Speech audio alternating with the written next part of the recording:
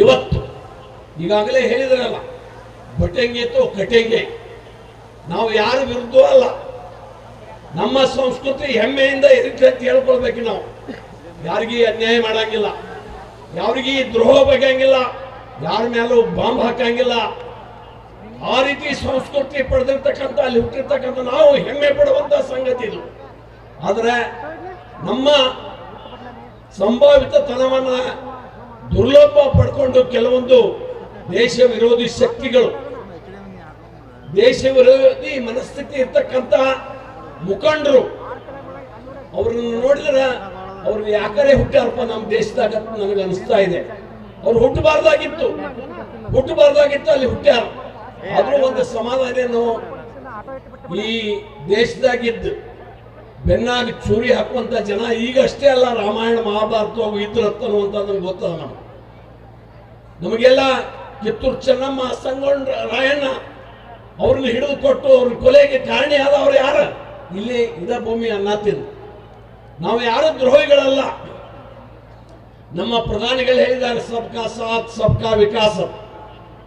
ಈ ಭೂಮಿ, ಈ ಮಣ್ಣಾಗ ಹುಟ್ಟಿದವರು ಪ್ರತಿಯೊಬ್ಬರು ಭಾರತ ಮಾತೆಯ ಮಕ್ಕಳು. ನಮಗೆ ಈ ಭೂಮಿ ಮೇಲೆ ಹಕ್ಕದ ಎಲ್ಲರಿಗೂ ಅದ. ಅದರ ತಿಳ್ಕೊಂಡು ಹೋಗ್ಬೇಕು.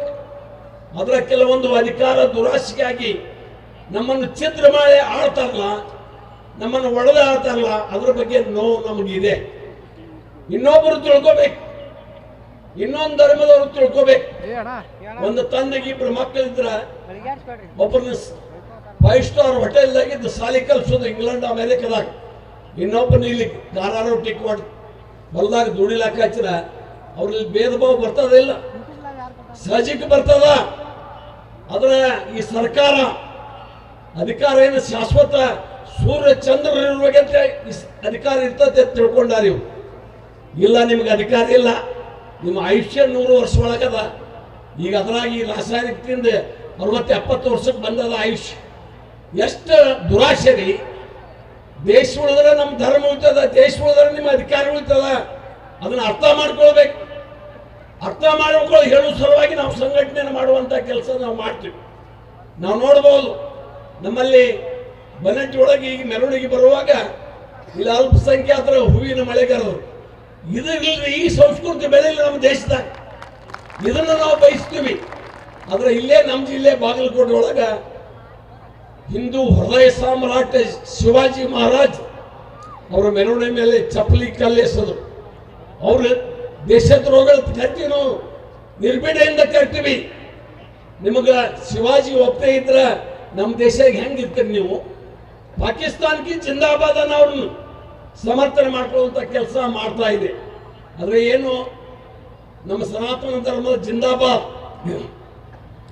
ಸನಾತನ ಧರ್ಮಕ್ಕೆ ದ್ರೋಹ ಬಗೆದವ್ರಿಗೆ ನಾವು ಏನು ಮಾತಾಡಬಾರ್ದ?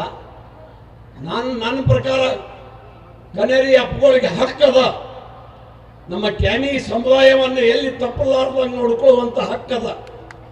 ಅದಕ್ಕಾಗಿ ಆಕ್ರೋಶದಿಂದ ನಮ್ಮ ಜಿಲ್ಲೆ ಭಾಷೆಯನ್ನು ಬೆಳೆಸ್ಯಾರ.